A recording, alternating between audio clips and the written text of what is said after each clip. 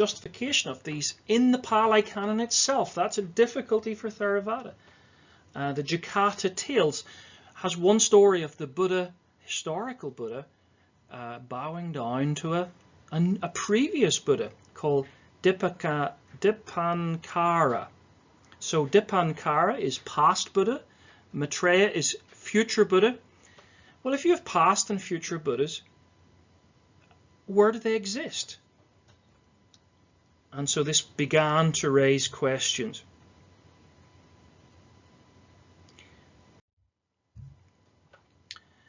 Here is this picture of the historical Buddha on the right, bowing down on the left to a Buddha that predated him. Now that's Shakyamuni on the ground, bowing down to another Buddha. How incredible is that? And this shows the origin of, or the development of, the belief in Bodhisattva, that there are many Buddhas, many Bodhisattvas.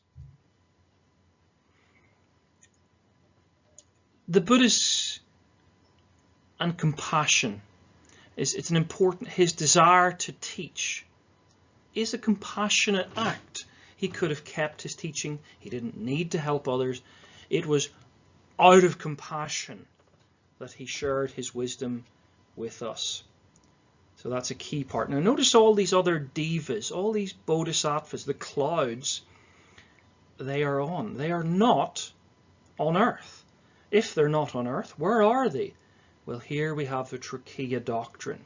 They're in the Sambhakaya, the heavenly realm. And the Buddha is teaching them there. What developed is this belief that if there are past Buddhas and future Buddhas, if there's a heavenly realm, if there's an earthly realm, then, and there are many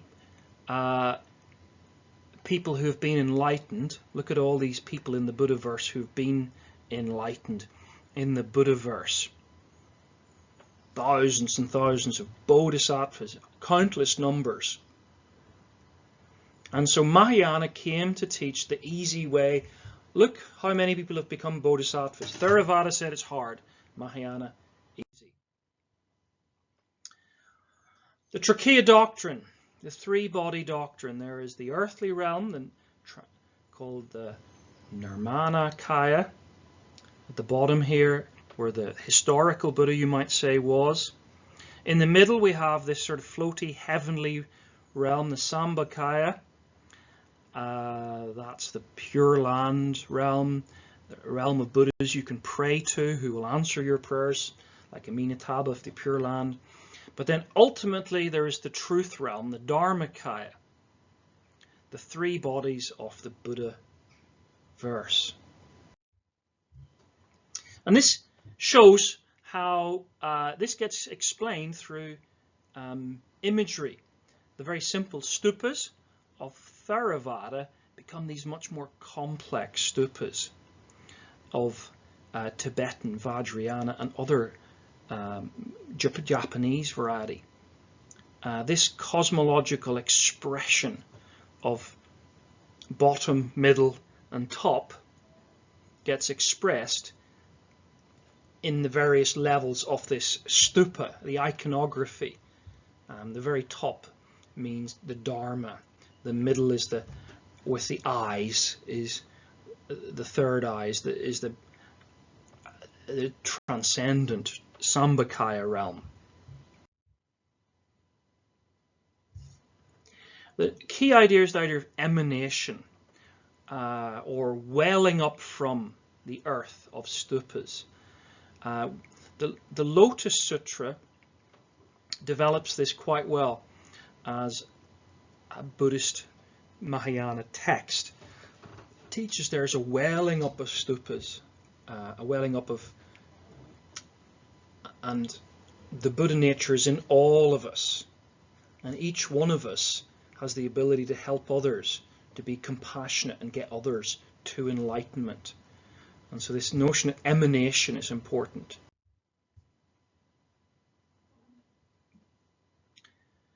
stupas emerge from the earth.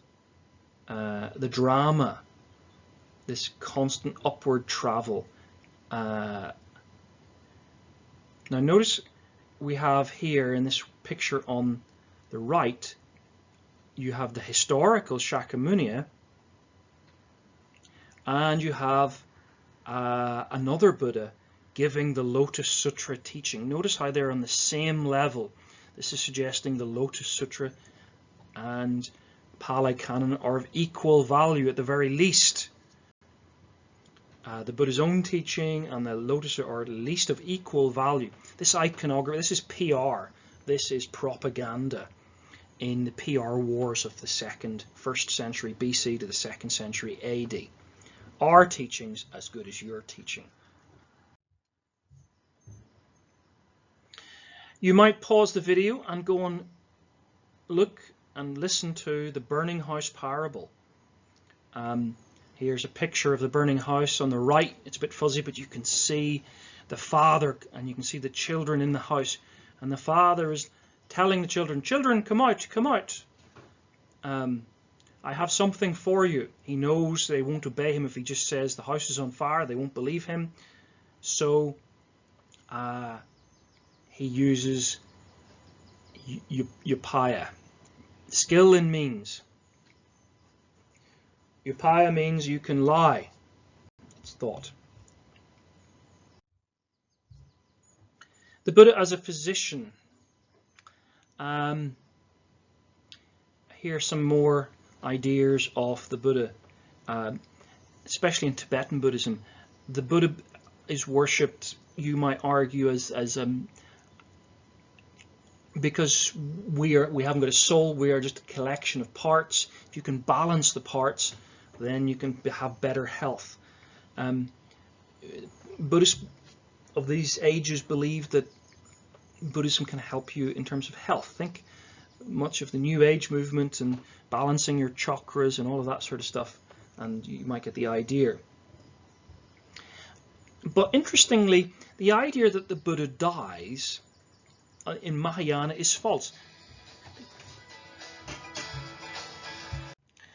So the Buddha never really was born, never really died, never really was enlightened. That's the Mahayana claim. It's all a charade for our benefit. He lives,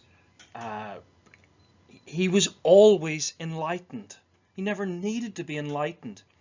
And the truth is, and this is the sort of thing Thich Nhat Hanh and other Zen Buddhists would say, is there is no death because there is no life.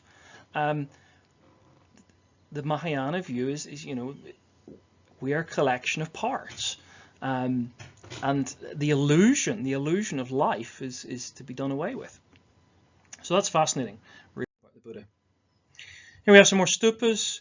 Kathmandu in Nepal, Tibetan Vajrayana stupas. Notice the 3-stage levels to these stupas, with the heavenly bodhisattvas in the middle level, the heavenly eyes, and beyond that, the Dharmakaya, all is Buddha, and we're down at the bottom level. And each of the steps will mean something. The 4 noble truths, the three universal truths, and so on and so on. One of the biggest stupas in the world that can be seen from above as a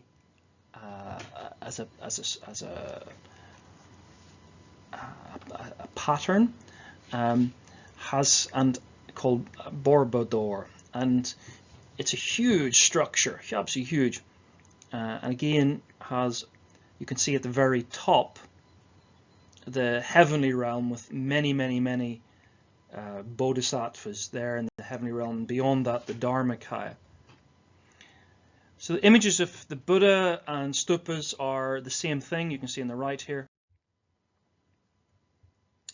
So in future lessons we'll take a more developed look at the Mahayana's development of doctrine or karma, a doctrine that came out of the Madhyamaka schools and the Yogacara schools, and the Mahayana practice of meditation, different types of meditation, visualization for Tibetan meditation, Zen meditation, and so on.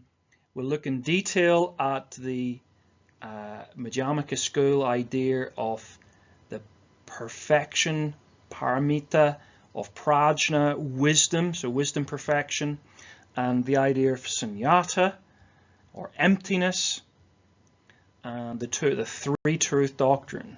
Okay, that there's this world, the heavenly world, and the truth world, the three body doctrine. The key texts is the Wisdom Perfection Discourse, Prajna Paramita Sutra, the Heart Sutra, that's the Lotus Sutra, the first one, the Vajra, the Diamond Way Sutra, and perhaps the oldest is the 1000-verse Sutra. All of these have an emphasis on emptiness or sunyata. So what we've learned is there are some key historical moments in the development of literature.